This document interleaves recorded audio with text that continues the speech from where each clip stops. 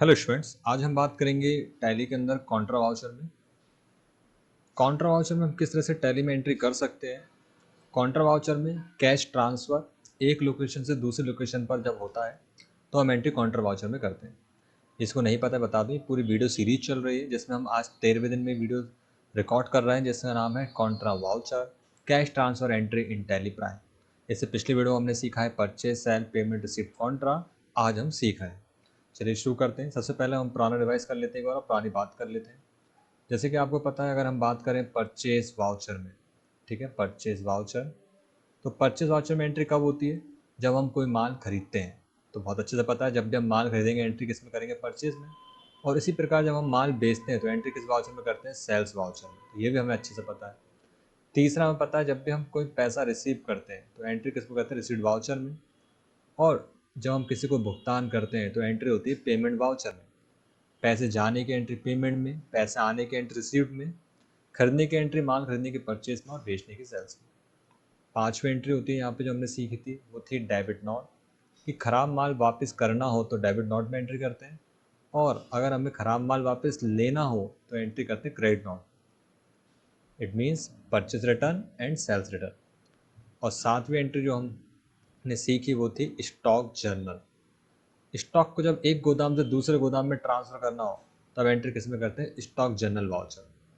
और आज हम सीख रहे हैं 8वां वाउचर, इसका नाम है कॉन्ट्रा वाउचर। ठीक है, अब क्या होता है कॉन्ट्रा वाउचर, वही हम सीख रहे हैं।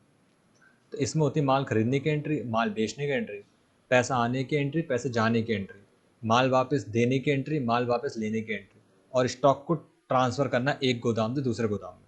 इसी प्रकार से पैसों को जब ट्रांसफ़र करना हो एक जगह से दूसरी जगह में, यानी कि कैश ट्रांसफ़र करना हो, ठीक है, या पैसा मनी ट्रांसफ़र करना होता है, एंट्री किस में होती है? कॉन्ट्रा। एग्जाम्पल में हमारे पास एक एंट्री है, स्टेट बैंक ऑफ इंडिया में 10,000 रुपये से खाता खोलता है या 10,000 रुपये जमा करता है, ठीक है ना। तब ये एंट्री कौन से वाउचर में होगी? वैसे आपका दिमाग कहेगा कि स्टेट बैंक ऑफ इंडिया में 10,000 रुपये से खाता खोलता है, जमा करता है, तो इस केस में पैसा जा रहा है तो एंट्री पेमेंट में होनी चाहिए थी। आप बिल्कुल सही है, पैसा जाता तो पेमेंट में होती है। एक्चुअल में पैसा जा नहीं रहा है, पैसा आपके बैंक अकाउंट से, आपके कैश से आपके बैंक अकाउंट में जा रहा है, यानी कि बस ट्रांसफ़र हो रहा है, ठीक है ना। और जब ऐसा कुछ होता है तो एंट्री कॉन्ट्रा वाउचर में होती है, ना कि पेमेंट। पेमेंट में कब होगी? पेमेंट में तब होगी जब हम बैंक से किसी को पे करेंगे, जैसे राम को, राजेश को, किसी को भी। अभी क्या हो रहा है, यहाँ कैश में पैसा जमा हो रहा है बैंक में, तो ये एंट्री बस पैसे ट्रांसफ़र हो रहा है। उदाहरण के लिए, आपके पास 1,000 रुपये है और आपने उसे अपने बैंक खाते में जमा कर दिए, तो अभी भी आपके पास 1,000 रुपये तो है ना, बस पहले कैश में थे, बैंक में, लेकिन है तो अभी भी। पेमेंट तब होता है जब पैसा चला जाता, बट पैसा कहीं जा नहीं रहा है, पैसा आपके पास ही है, जमा हो रहा है बस बैंक। तो ये एंट्री किस में हुई? कॉन्ट्रा में। टू में क्या आएगा? कैश, क्योंकि कैश जा रहा है। और डेबिट में क्या आएगा? बैंक, क्योंकि बैंक में पैसा आ रहा है। जैसा कि मैंने हमने रूल्स के साथ समझा था, कैश किस तरह का अकाउंट है? Real account. और रियल अकाउंट का रूल क्या है? जो वस्तु व्यापार में आए हो डेबिट, और जो जाए क्रेडिट। तो कैश जा रहा है तो क्रेडिट होगा। नियम से याद नहीं होता, छोड़ दो। कैश देखो कहाँ लिखा है? दूर लिखा है ना, तो मतलब ये जा रहा है। और ये देखो ये पास लिखा है ना, मतलब ये इस खाते में आ रहा है। दूर और पास से भी याद रख सकते हैं। कैश कहाँ लिखा है? 10,000 दूर, तो पैसा जा रहा है, और 10,000 का आ रहा है बैंक में। दूसरी एंट्री है, अगर एंट्री मिल जाए आपको ये वाली, स्टेट बैंक ऑफ इंडिया में 3,000 रुपये निकाले गए। स्टेट बैंक ऑफ इंडिया से 3,000 रुपये निकाले गए, मतलब यहाँ पे बैंक से पैसे निकाल ली 3,000। तो इस बार बैंक ऊपर आ गया, कैश नीचे आ गया। 3,000 रुपये ये आ गए और बैंक से रुपये चले गए 3,000। ये दूर लिखा है, पास लिखा है, तो बस डेबिट और क्रेडिट का चेंज है। आपकी टैली में हो सकता है टू और बाया या CRDR, इसमें मैंने दोनों लिख दिए। तो ये हमें समझ में आ गया कि पैसे अब जमा करेंगे तो एंट्री ऐसे होगी, पैसे हम निकालेंगे तो एंट्री ऐसे होगी। कौन से वाउचर में एंट्री होगी? Contra F4। ये भी किस वाउचर में एंट्री होगी? F4। पेमेंट में क्यों नहीं होगी वो हमने समझ लिया, क्योंकि पैसा जा नहीं रहा है। रिसिप्ट में क्यों नहीं होगी? पैसा आ भी नहीं रहा है, बस पैसा हमारे पास ही था, ट्रांसफ़र हो रहा है। तीसरी entry, state bank of India में 1,500 रुपये बैंक ऑफ इंडिया में जमा किए, यानी कि स्टेट बैंक ऑफ इंडिया से 1,500 रुपये बैंक ऑफ इंडिया में जमा किए, यानी कि SBI से पैसा कहाँ जमा करते हैं? बैंक ऑफ इंडिया में। तो SBI से 1,500 रुपये गए और बैंक ऑफ इंडिया में जमा हुए। यहाँ पे भी सेम कहानी, बैंक ऑफ इंडिया भी हमारा, स्टेट बैंक ऑफ इंडिया भी हमारा। तो बस हमारे एक अकाउंट से पैसे कहाँ चले गए? दूसरे अकाउंट में। और जब ऐसा होता है तब भी एंट्री किस में होती है? कॉन्ट्रा में। चौथी जो एंट्री है वो है, कैश अकाउंट से पेटी कैश में 500 रुपये जमा किए। तो देखिए अपने पास जो मेन कैश था उसमें से हमने 1500 रुपये निकाले और 1500 रुपये का जमा कर दिए पेटी कैश। ठीक, पेटी कैश क्या होता है, मानिए स्मॉल कैश।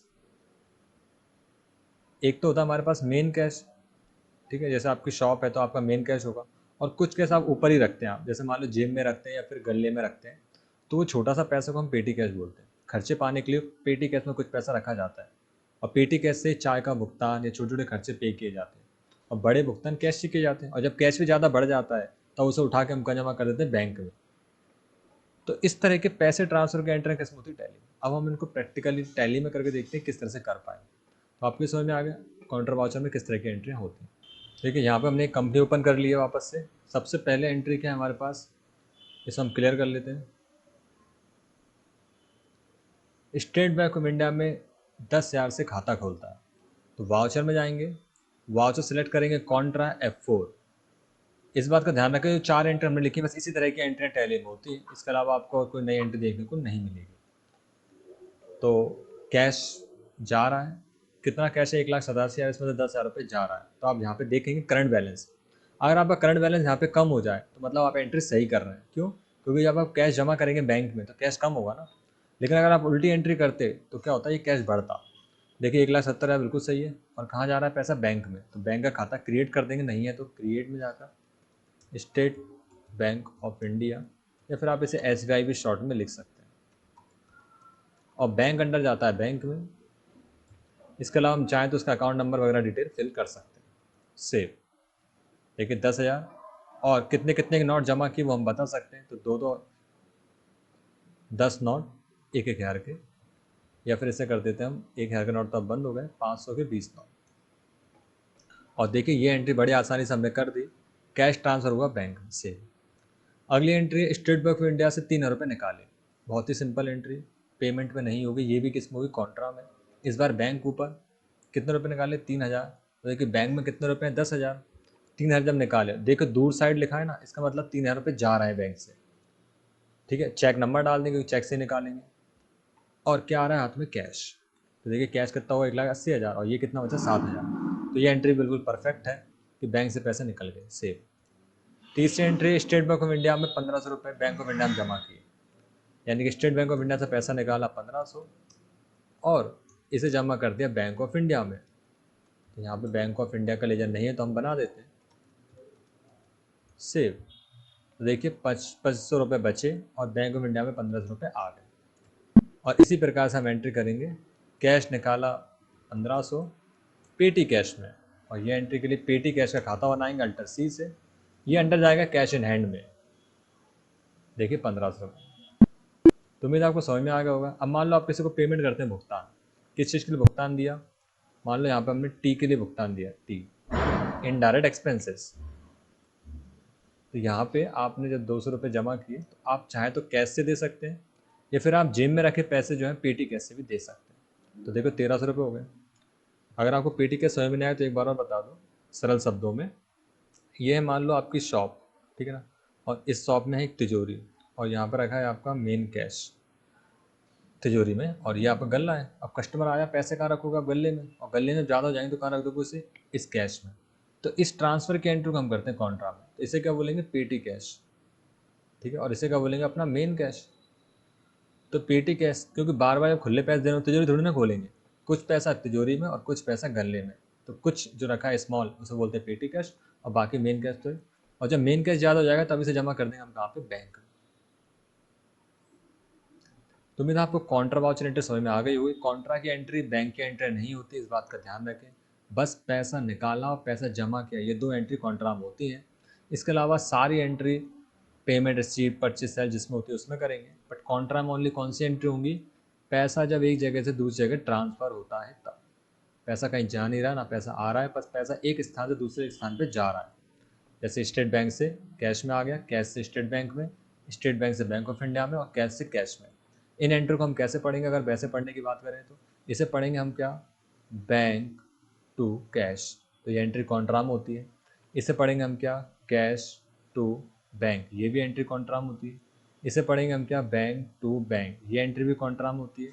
और इसे पढ़ेंगे हम क्या, कैश टू कैश। तो ये 4 प्रकार की एंट्री हम कॉन्ट्रा में कर सकते हैं। रिपोर्ट्स हम देख पाएंगे डिस्प्ले पे, जो कि हमें अच्छे से देखना आता है। डिस्प्ले पे जाइए, अकाउंट बुक्स पे, और लेज़र, और कौन सा लेज़र चेक करना है, बैंक, देखिए यार। या फिर आप चाहें तो ग्रुप समरी पे जाके बैंक लेज़र को भी चेक कर सकते हैं। तो टोटल बैंक ऑफ इंडिया में कितने रुपए हैं, 1500, और स्टेट बैंक ऑफ इंडिया में 5500। एंटर दबाएंगे तो आपको डिटेल ट्रांजेक्शन दिखाई देंगे। उम्मीद है आपको वीडियो पसंद आएगा। Thanks for watching.